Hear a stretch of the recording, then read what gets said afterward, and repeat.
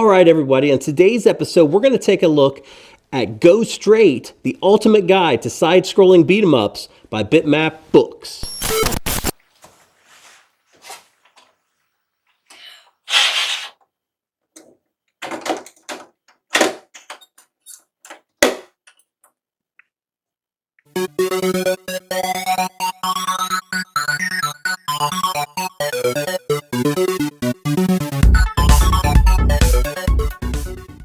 All right, everyone, we've got ourselves another book from Bitmap Books here. Let's open this thing up and see what we've got.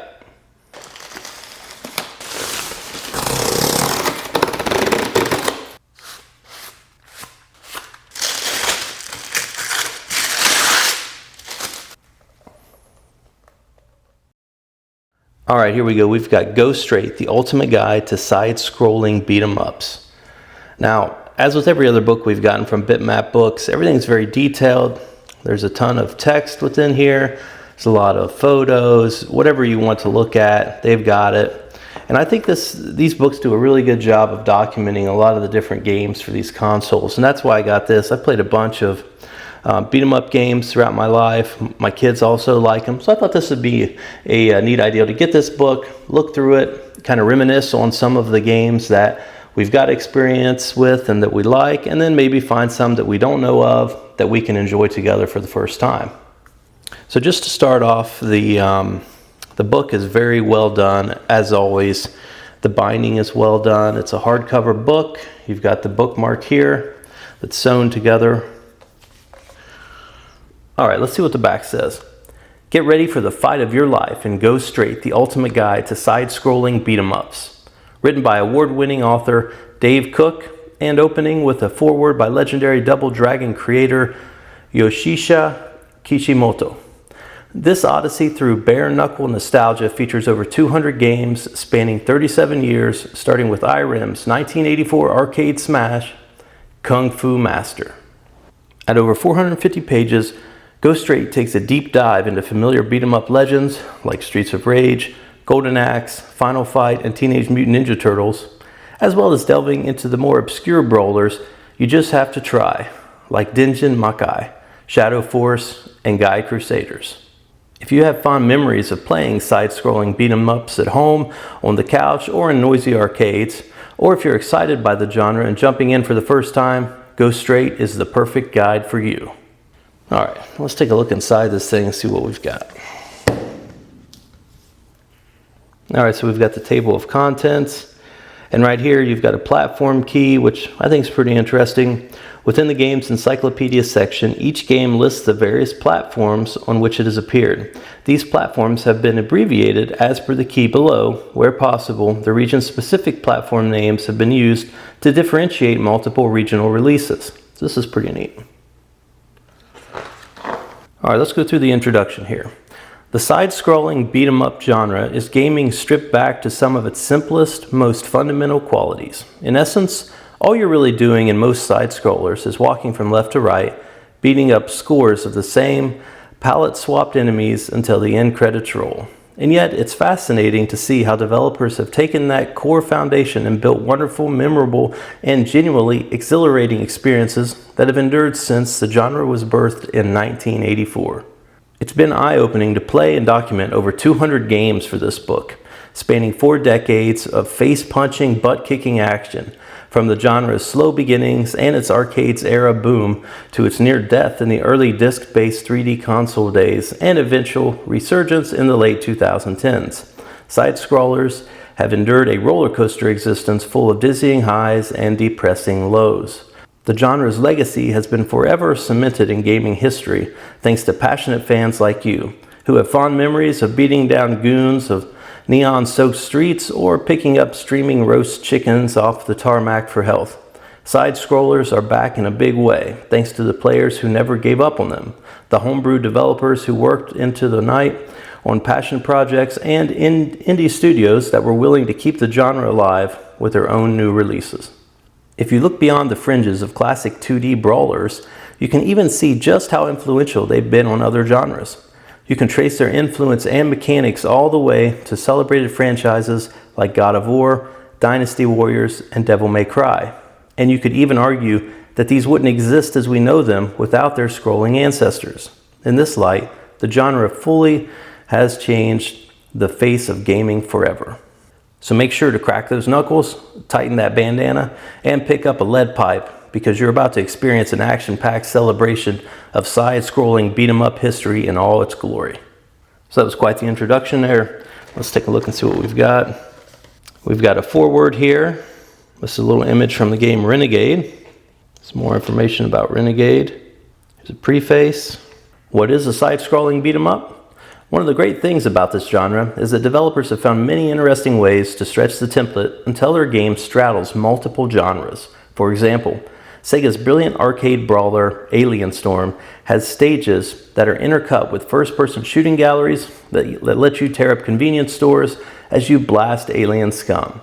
Other side-scrollers have featured elements of role-playing games, platforming sections, and other quirks that help keep things fresh. However, while the genre is flexible, there are some absolute musts that a developer needs to get right for their side-scroller to rank up there with the best. Most importantly, the combat needs to feel satisfying. This is usually achieved through a mix of impactful visual cues and chunky sound effects each time you land a punch. Games like Streets of Rage 2 and Capcom's Alien vs. Predator absolutely nail this, making you feel both powerful and skilled each time you strike your opponents. The combat has to feel huge, but it also has to be fair. You may not realize it from watching gameplay, but to get good at many side-scrolling beat-em-ups, you need to have a solid strategy for each enemy type. Some bad guys might have ranged weapons like swords, which should be approached with caution, while others might have anti-air moves that render your flying kicks useless. This is where the beauty of strategizing comes into play, forcing you to always be thinking about your next move and reacting with quick reflexes. I mean, everything they're pointing out here for sure is legitimate. One of the things I've noticed in good beat 'em ups is, as far as the hitbox goes on enemies, and making sure that you're not spending too much time focusing on trying to hit the enemy and you can move along through the game. Some of these beat 'em ups just don't do a very good job of that. So in the picture here, we've got Teenage Mutant Ninja Turtles. It says, as Konami's Ninja Turtles arcade hit shows, the base side-scrolling template can be expanded to include many different gameplay elements. I'm sure anyone who grew up around this arcade game has played it. It's a fun game. Here we've got another good one, Alien vs. Predator, Dungeons and Dragons. The key ingredients. While the beat-em-up genre is always changing, there are a few common gameplay mechanics and tropes that you'll find in most, but not all, side-scrolling games. Here's a breakdown of the most important genre-defining ingredients. 1. Walking in 8 directions. 2. Going straight. 3. Player and enemy life bars. 4. Time limits. 5. Oddly placed health items. 6. Damaging special moves. 7. Melee weapons and firearms. 8. Multiple levels. 9. Cooperative play. 10. Points and high score systems. Here we go, 80 to 89. With the video game crash of 83 still raw in the mind, game developers around the world were licking their wounds and working on a new wave of releases to help them bounce back stronger.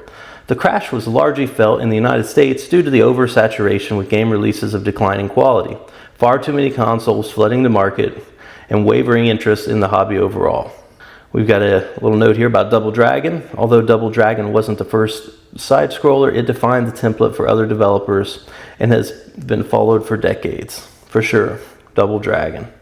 Golden Axe, I mean, this is definitely one on everybody's list. Here we've got Kung Fu Master, released in 1984. This was released for the Atari 2600, 7800, as well as a number of other consoles.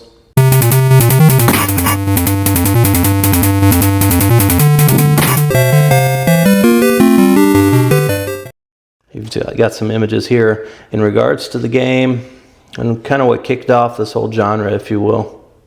Here's Renegade from 1986, released on a number of different consoles. Good luck, kid.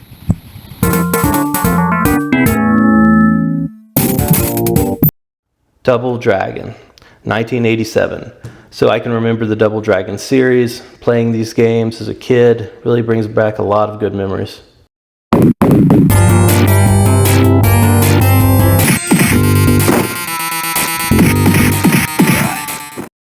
the ports. So, this game is so popular, it's had a number of ports to different consoles. They've got NES, Master System, Mega Drive, ZX Spectrum, Atari Lynx, Game Boy Advance, Atari 2600, Game Boy, Altered Beast. This is a game that, a lot of people talk about this game in the arcade. I never really cared much for it.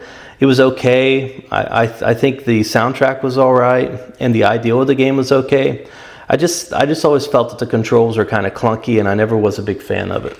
Rise from your grave.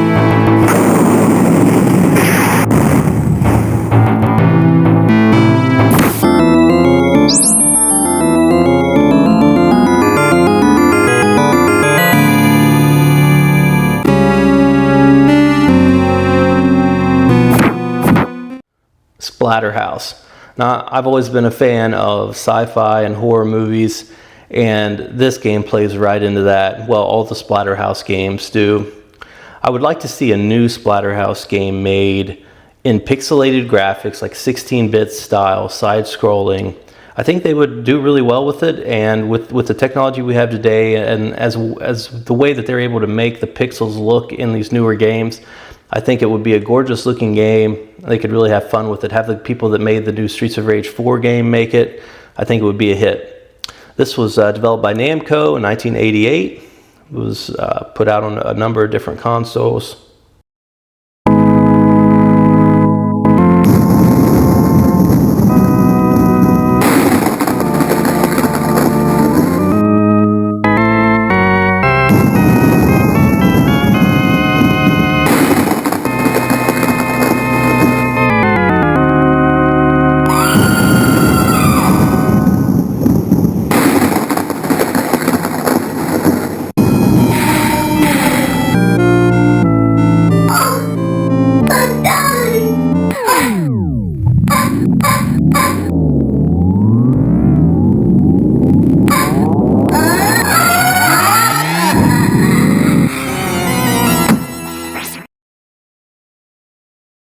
Ninja Gaiden. Obviously this franchise is huge. It's still going today.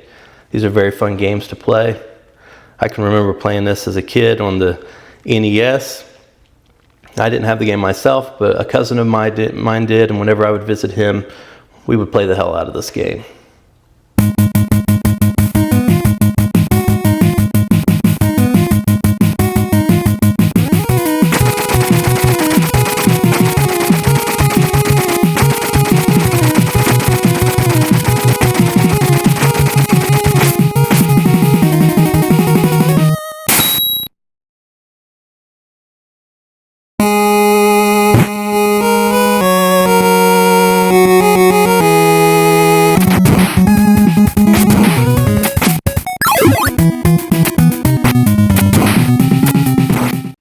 Dynamite Ducks. I've never played this game. I don't know if it's any good or not. It was released in '88 by Sega.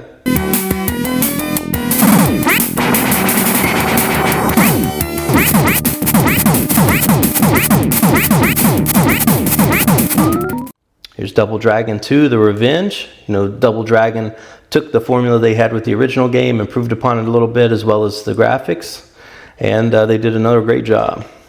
This was released in '88 by Technos Japan. Here we go, The Adventures of Bayou Billy. I remember that game. It was okay, not the greatest, but it's an alright game. We've got Prisoners of War, Target Renegade, and Vigilante. Final Fight. It's released by Capcom in 1989. Released on numerous consoles at this point. This is a fun game.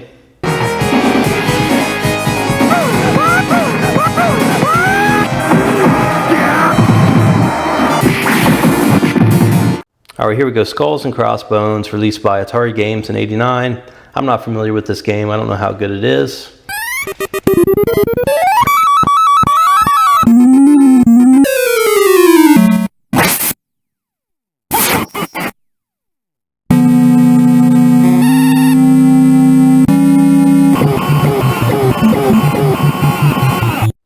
And here we go. Teenage Mutant Ninja Turtles, developed by Konami in 1989. This is a fun game.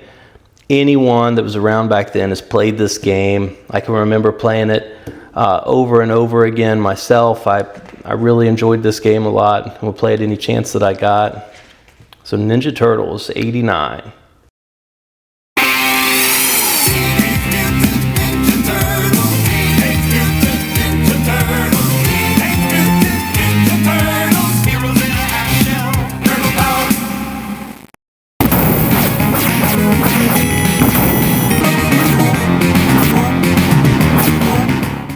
Here's Golden Axe. I think the reason why a lot of people like this, I mean, it's a good game, but the ability to play as the different characters, I think people liked a lot. And some of the images, the soundtrack was pretty good. This was released by Sega in 1989.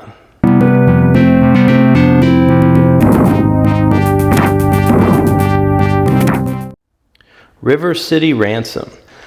This was released by Technos Japan in '89. Now, I was never around these River City games. We got the new River City Girls Zero game for the Switch, and that game was terrible. Maybe some of these games are pretty good. I don't know. I haven't played them. But the hitbox on that game, you can't get yourself lined up right to hit the enemies. It's a very boring game to play. I don't really have anything good to say about it, other than it looked all right visually, but the gameplay itself wasn't that good. Based upon the amount of these games they've made, I would assume that some of these older games are much better, and that's why they keep making them. Hopefully, the next game that they put out is much better than that one, though.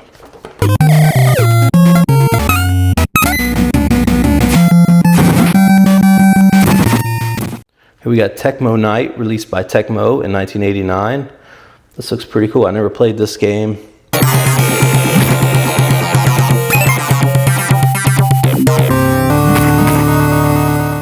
1990 to 1999.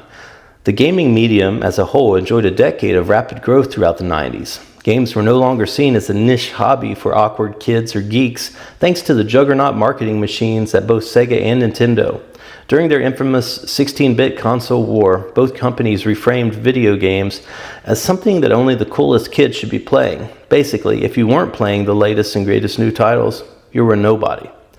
As a way of manipulating kids into bugging their parents for new games, it was a stroke of genius. Here we've got The Simpsons. The quality of The Simpsons TV show tanked years ago, but in the 90s, it was one of the biggest cultural phenomena on Earth. So naturally, an arcade game followed. It's great too. All right. Here we've got Michael Jackson's Moonwalker, released by Sega in 1990. This game was okay. I wasn't a big fan of it, but it was okay.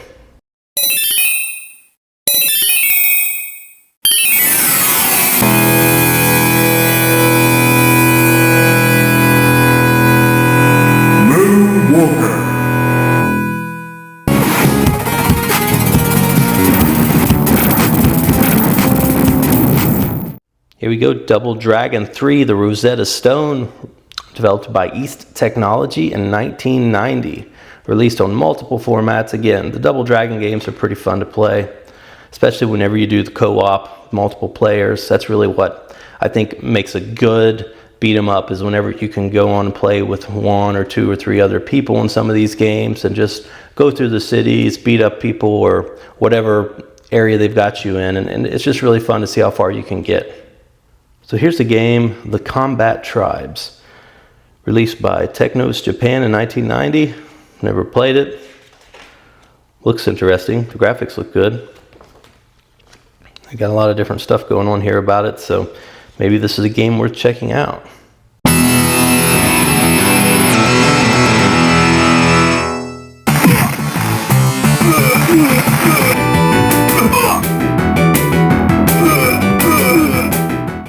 Here we've got The Ninja Kids, released by Taito in 1990. Not real crazy about the way things look, just the animation itself. The graphics don't look too bad, but the people look kind of like humanized versions of lemmings, so I'm not sure about that.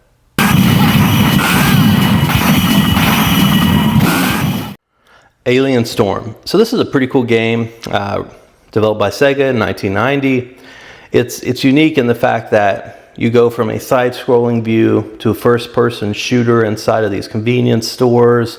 There's even like a run and gun area where you're running real fast and shooting enemies. It's neat that they mix up the different genres in this game. The graphics are pretty decent. They're not perfect, The controls are a little clunky at times, but it's not bad. It's got a good soundtrack. Overall, this is a good, fun game to play, at least in my opinion. And if you're into beat 'em ups, I've definitely checked this out. It's fun as well as a co-op. There's different players you can pick from. Here's some of the enemies. Here's that first-person view that I was referring to. This is pretty cool.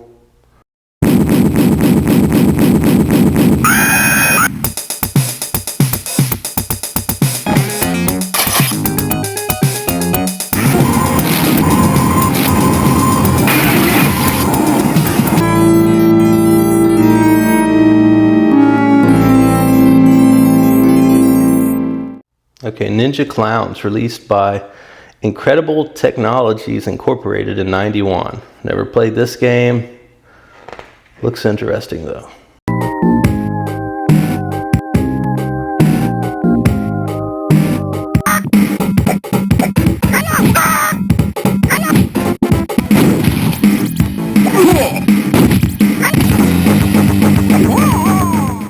All right, here we go. Streets of Rage, developed by Sega and Ancient, released in 1991. Now, this is without a doubt, probably, I would say arguably the most successful beat 'em up game franchise, and for a good reason. The gameplay, the graphics, the music, everything's done so well with these games. You just can't go wrong. If you've got a Switch and you haven't played Streets of Rage 4, I highly recommend checking that out. It looks great, it sounds great, everything's done really well. I'm a huge fan of the Streets of Rage series.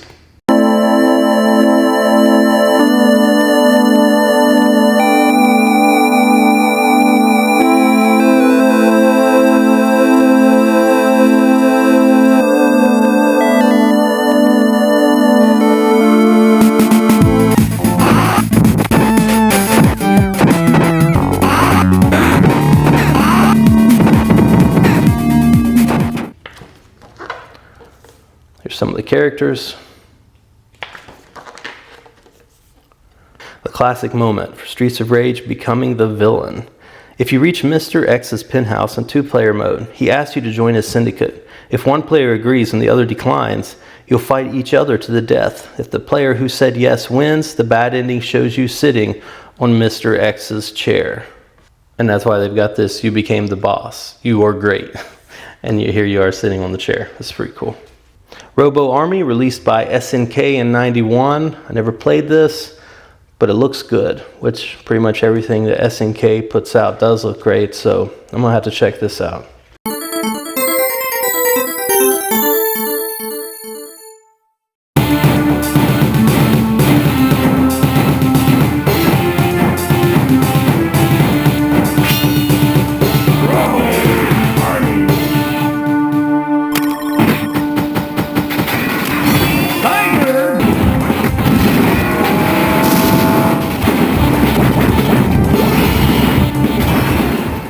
Battletoads. I remember playing this game a ton when I was a kid. I always thought it was fun.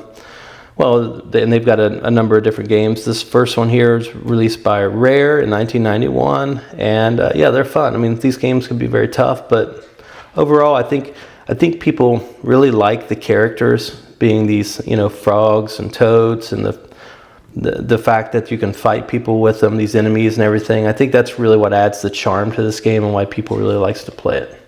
Here's a game released by Capcom in 1991, Captain Commando. Never played it. Looks like I'll have to check it out. The graphics and everything look great. Here we got The Simpsons, released in 1991 by Konami. TMNT 4, Turtles in Time. This was a fun game. I can remember playing this a lot.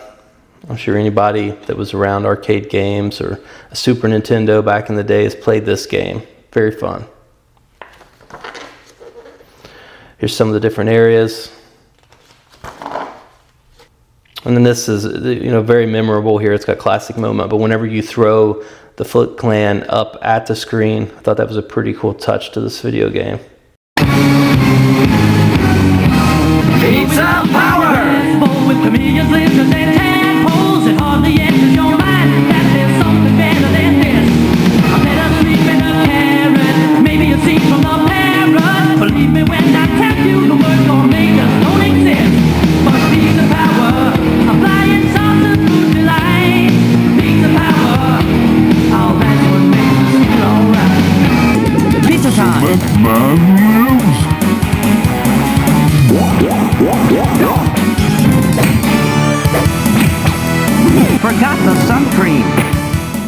Golden Axe 2, released by Sega in 1991. This continues on with the other Golden Axe game. I mean, if you liked it, you're going to like this game. They're pretty well done, fun games to play. Got a lot of memories with these. Some of the characters and enemies.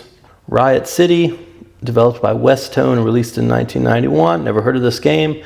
Looks very similar to a Streets of Rage style beat 'em up. Here we go. King of the Monsters, released by SNK in 1991. This is a unique game where you're fighting other monsters, tearing everything up. It's a fun game. Here's some of the monsters. Obviously, huge influence from Godzilla with these characters.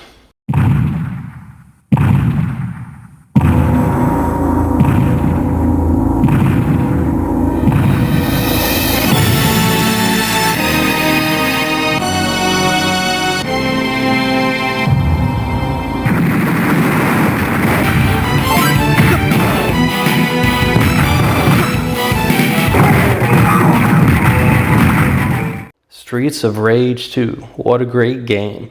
I mean, this just takes everything from Streets of Rage and improves upon it. You've got, again, great pixelated artwork, great music, great gameplay. This is a good game.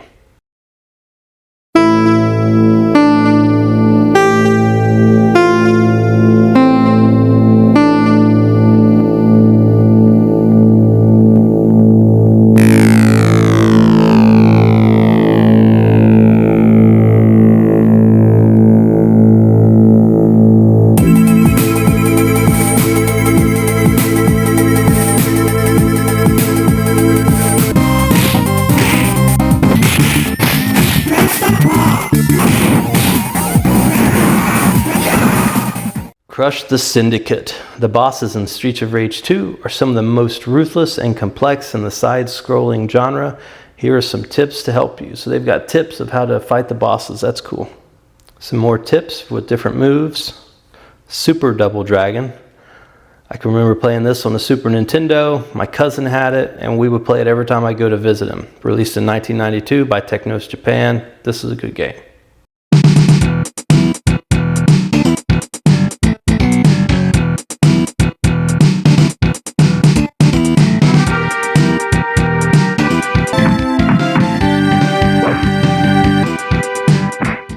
Here we go, Splatterhouse 2.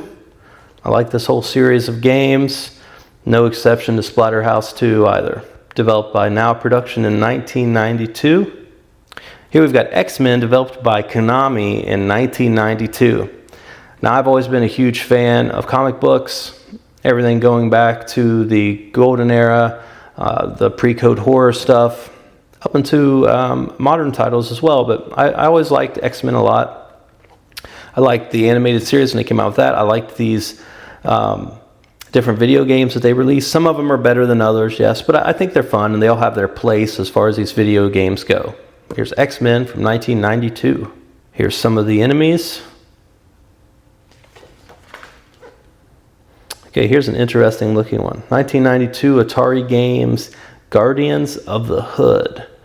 Well, it's a very interesting looking game. I've never played it. I have no idea if it's any good or not. It says, this woeful brawler will test your patience to the limit, thanks to a horrible combat system and squelchy music that sounds like a bleated rhino passing wind. While it's a pretty poor experience, Guardians of the Hood is notable for its use of real actors who played all of the characters and enemies. It reminds me a lot of the way the original Mortal Kombat looked as far as the acting goes. And yeah, the graphics I think looks good as far as the characters for the actors, but everything else, not so great. Not surprising.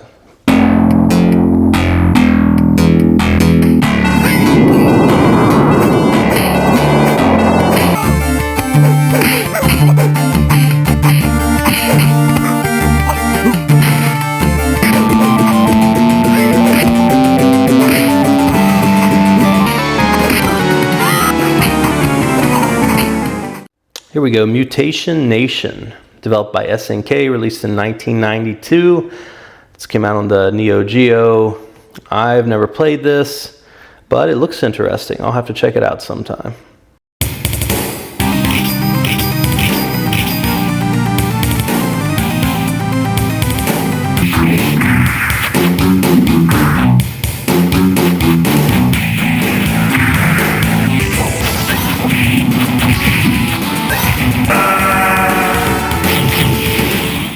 King of Monsters 2, The Next Thing. So this is, you know, just a sequel to the other King of the Monsters game. If you like fighting monsters, tearing everything up, then these are fun games to play. Here's another entry into the Golden Axe series, released by Sega in 1993. Here's Batman Returns, developed by Konami in 1993. This is a pretty cool game. I have a lot of memories playing this game. I really liked it. Again, I'm a comic book fan, so it kind of falls in line with that, but I thought this was a pretty neat game. Here we go, Night Slashers, released by Data East in 1993. I've never played this, but it looks pretty interesting. So it looks like Streets of Rage mixed with The Walking Dead or something. Looks pretty interesting.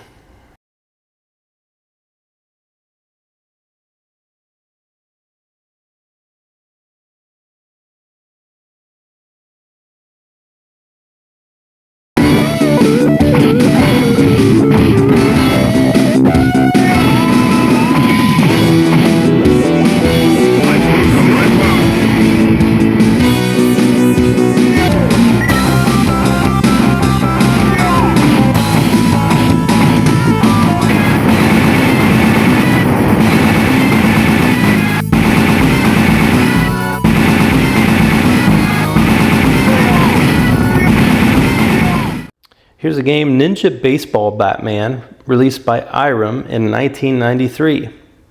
Now, I've never played this, but it looks pretty cool. The graphics look good. Wow, look at the character design here. They all look pretty cool.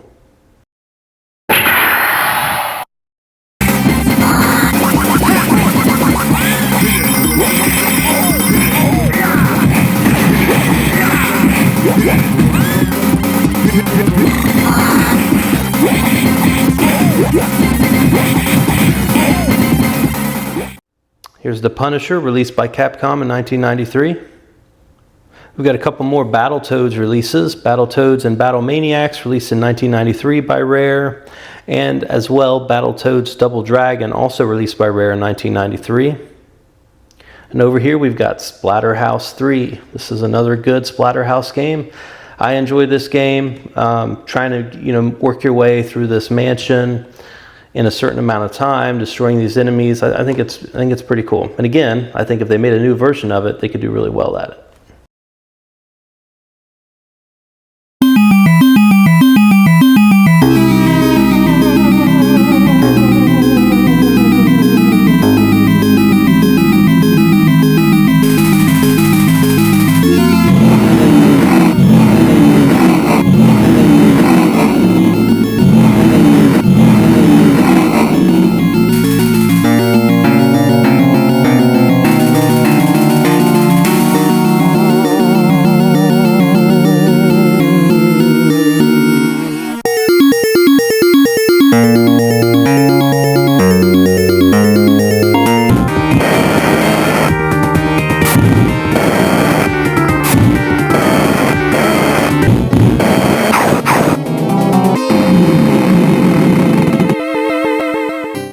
There's Final Fight 2, developed by Capcom, released in 1993. Alien vs. Predator, released by Capcom in 1994. Looks great. This is a cool game. Some of the characters in the game. As far as these licensed titles, the majority of the time, it's a cash grab, just trying to, write off the success of the movie. And a lot of times they don't do well, but I think with more of the science fiction nature movies, they can pull it off better. Obviously Aliens and Predator, what have you, those type of movies. I think it's a little easier. Whenever you get just into the action titles, it just seems like they miss something, but this is pretty cool.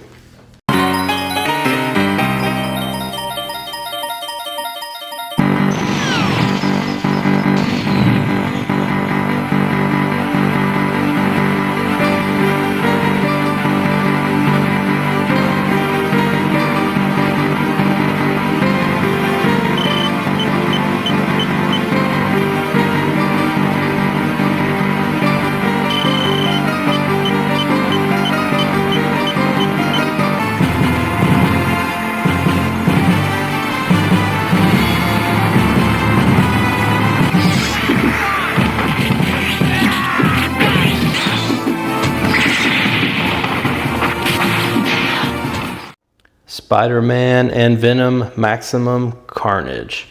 I can remember playing this for the Genesis a lot. I really liked the Genesis console. This game was alright. Wasn't great, I wouldn't say, but it was alright. It's a decent game to play. Here we go, Streets of Rage 3, released by Sega and Ancient in 1994. Again, another great entry into the Streets of Rage series. Here's The Tick.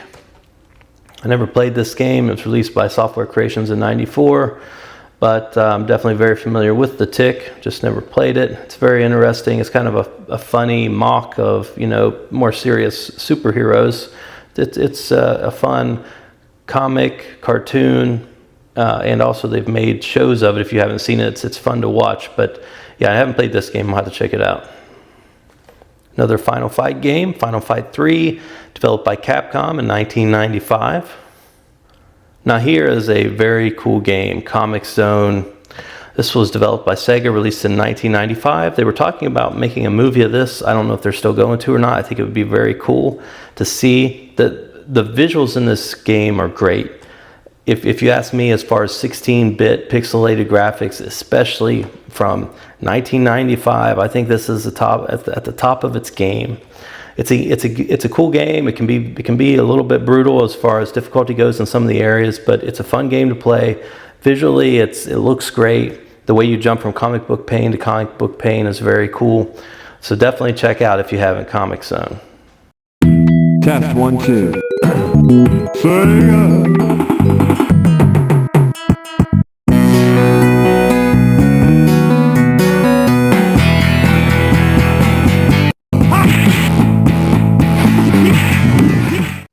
Here's Zombie Revenge, released by Sega in 1999.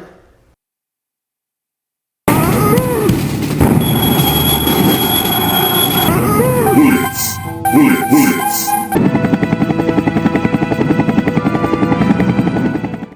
Now we get up into our next section here, 2000 to 2009.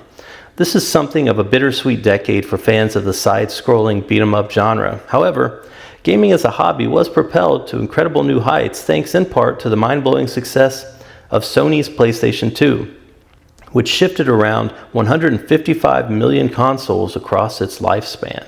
It still holds the title of best-selling console of all time and is responsible for introducing a wealth of blockbuster franchises that are still around today. This is something that I'll hear Nintendo people saying that it's sold better, the Switch is sold better than the PlayStation 2, and then the PlayStation people say that this is sold better. I don't really know. But obviously, definitely a lot of success with the PlayStation 2. And yeah, this is, as it states, this is unfortunate. This is when we got to the point where they were doing everything 3D, and that's good in some cases. But there's always, going to be a place in my heart for these 16-bit pixelated graphics, especially side-scrollers, platforming games, anything of that 16-bit era. It was a very fun time, in my opinion, for gaming. And we got away from that a lot within this era. Now they're starting to make a lot of those games again, which is great. Here's The Bouncer, developed by Square and Dream Factory in 2000. Never played it. The Crystal of Kings, developed by Brezasoft and released in 2001. It looks interesting. I never played it though. We've got Sengoku 3, developed by Noise Factory and SNK and released in 2001. This looks pretty good. It's got more of the typical side-scrolling look to it. Here's another Altered Beast game, Guardian of the Realms, developed by 3D6 Games in 2002. Never played this, don't know anything about it. We're bringing Dragon Ball into the picture here. Dragon Ball GT Transformation, developed by Webfoot Technologies and released in 2005. Never played it. Anything for the Game Boy Advance, a lot of those handheld consoles, I never really did much with those, so I don't have a lot of experience with a lot of those games. One thing I will say is we've got the Analog Pocket where I can play all those games on the TV with the traditional controller, and I really like that, and I've been doing that more and more here lately, but I've never played this one. The Warriors, I remember when this game came out. I played it for the Xbox, released by Rockstar Toronto, released in 2005, based on the movie of the same name. I like the movie, the games, it's okay. It's not all that great, but it's okay. Take them out. What the? Think of fucking death.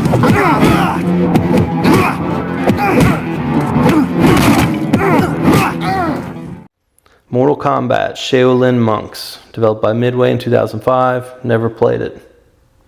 I always liked the traditional 2D fighting games as far as Mortal Kombat goes. I thought the Sub-Zero game wasn't too bad, but yeah, never played this.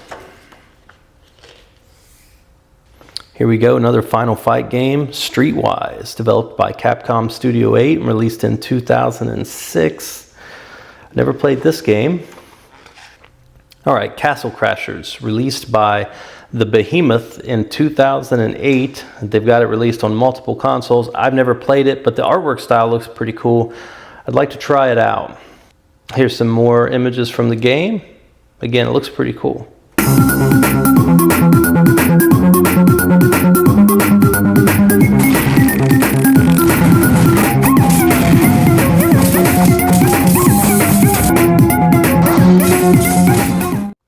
Streets of Fury EX, developed by Guard Crush Games, 2009.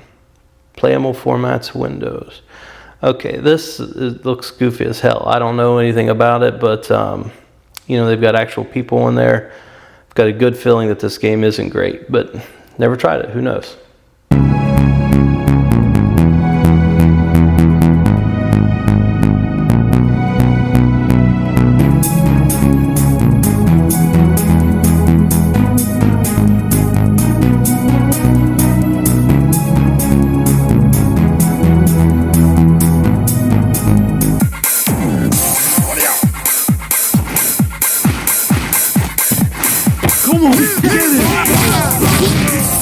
Nice outfit.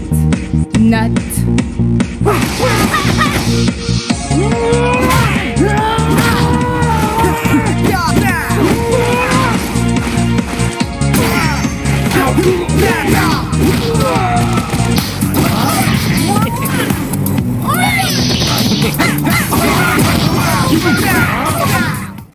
Now we get into the next era, 2010 to 2019. We're nearing the end of our 37-year odyssey through the history of side-scrolling beat-em-ups. It's fascinating to look back at the genre's humble beginnings with Kung Fu Master in 1984 and follow its evolution through the arcade juggernauts of the 90s and across the choppy waters of the 2000s. Here's a little image from Scott Pilgrim vs. the World. Here we've got Scott Pilgrim vs. the World, the game, developed by Ubisoft Montreal, released in 2010. A little image of the world, it's pretty cool.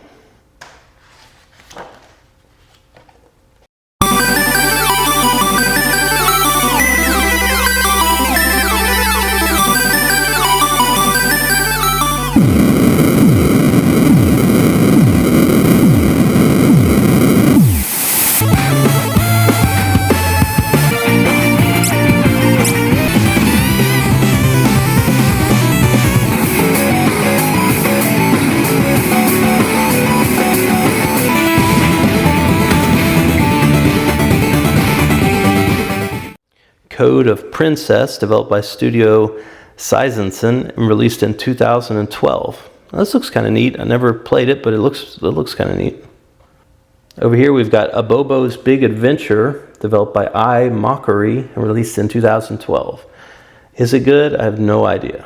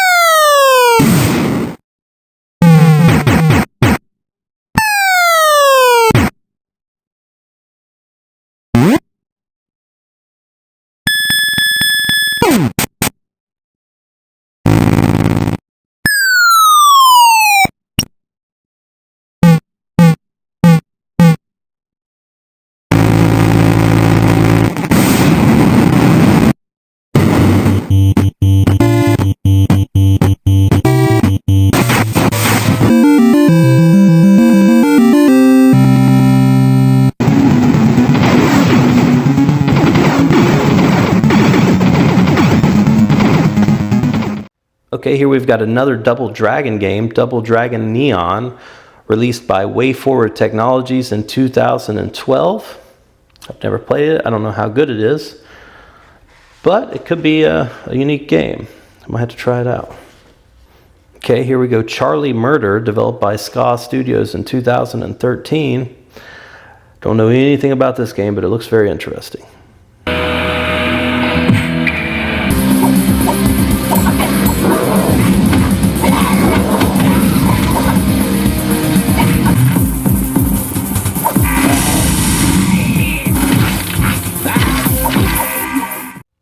Here we go, Double Dragon 2, Wonder of the Dragons, developed by Gravity and released in 2013. Looks like it was released on the Xbox 360. Never played it. Here's a game, Mother Russia Bleeds, developed by Le Cartel Studio and released in 2016. I always thought this game looked pretty cool. I haven't played it. I am familiar with it though. Again, I always thought it looked pretty cool. Here's some of the screenshots from the game. Ты думаешь, у тебя хватит сил и контроля?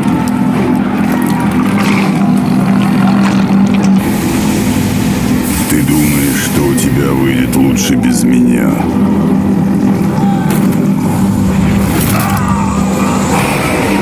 Дурак.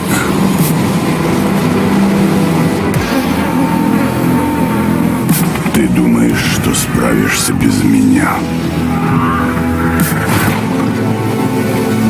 Ты не сможешь. Я тебе нужен. Бери меня.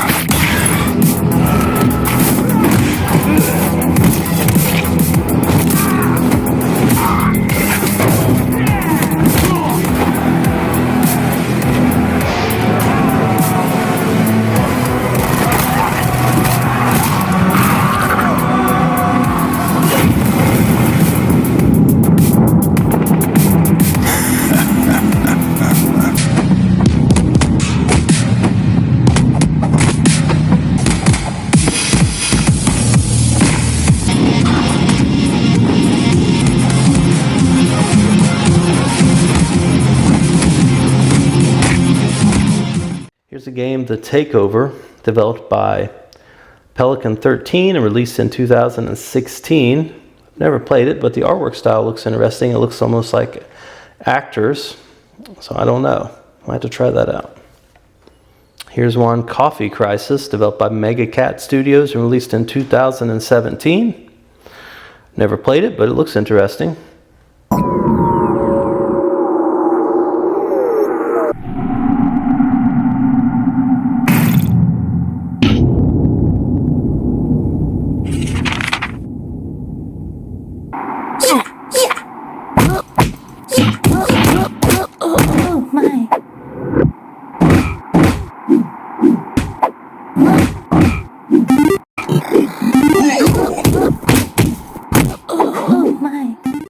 Alright, here we've got Raging Justice, developed by Making Games Limited, released in 2018. The artwork style looks pretty cool in the game. I don't know. I have to check it out.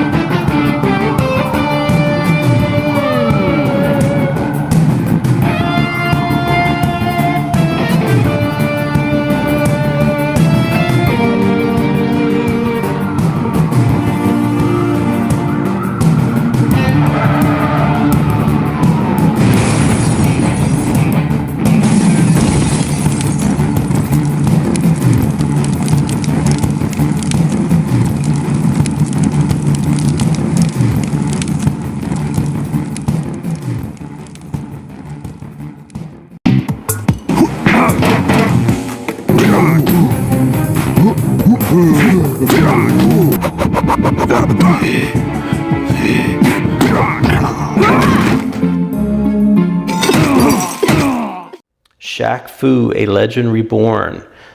Developer Big D's Productions and released in 2018. I never even realized that they created a new Shaq Fu game. I remember the older one. I played that when it came out and it was okay, but I didn't realize they made a new version. Curious if this is any better or worse than the older version.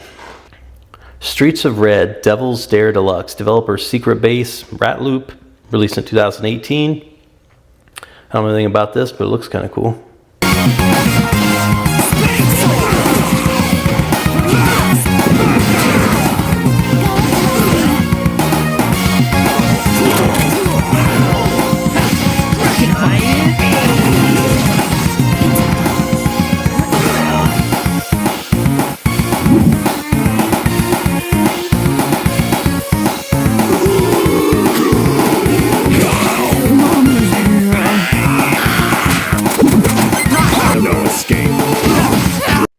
River City Girls. So I never played this one. I played the River City Girls Zero. I did not care for that at all. I don't know if this is any better. I hope to God this is better.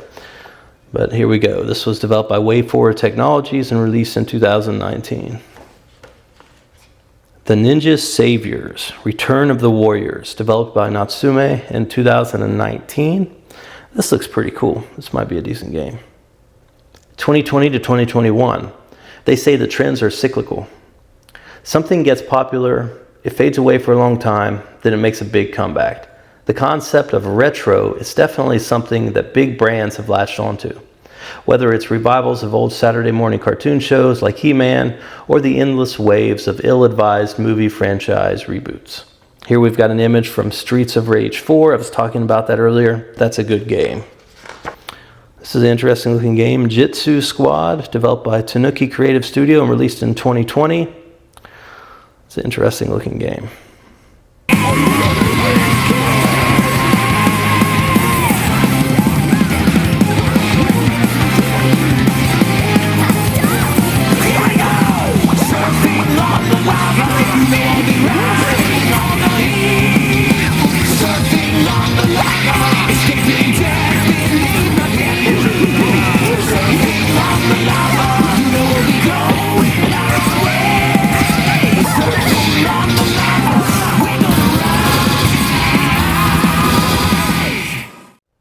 And here we go, Streets of Rage 4. I think this game looks great, sounds great, plays great. I have no issue whatsoever with this game.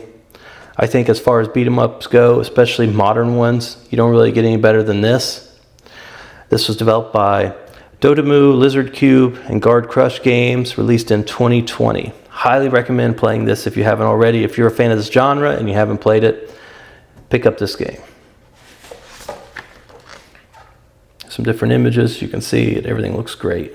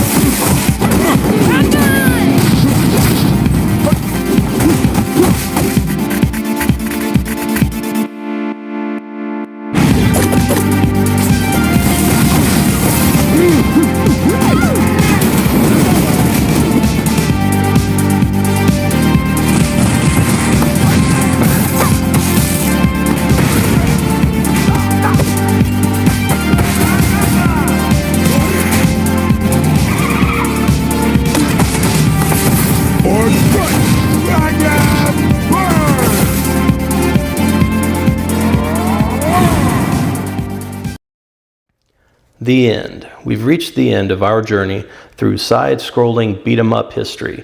Here are some of the best endings the genre has to offer. These are some. That's pretty interesting. They've got these little cutscenes from the endings of the games. That's pretty cool. And the credits page. Sega Lord X. I like his YouTube channel. This is pretty cool. For Die Hard Arcade, 3 Dirty Dwarves, and Niketsu Oyoka. That's cool. Sega Lord X is in here. Well, that's it for Go Straight, the ultimate guide to side-scrolling beat-em-ups. All right, everyone, you just seen us unbox and review Go Straight, the ultimate guide to side-scrolling beat-em-ups by Bitmap Books. Now, this book is no exception to anything else that we've received from Bitmap Books. It's great. Everything from the content to the binding of the book, everything is top-notch. You know, for us, I really like the ability to kind of reminisce and find out more information about games that I really loved and played in the past. Also, you can find out about games that, you know, maybe you haven't heard of and you want to check out. And I think this is a great resource and way to do that. If you or a loved one or a friend are into gaming, retro gaming, any type of literature in regards to that, you'll really like this book. Thanks for tuning in to the video. We really appreciate it. And until next time, keep gaming.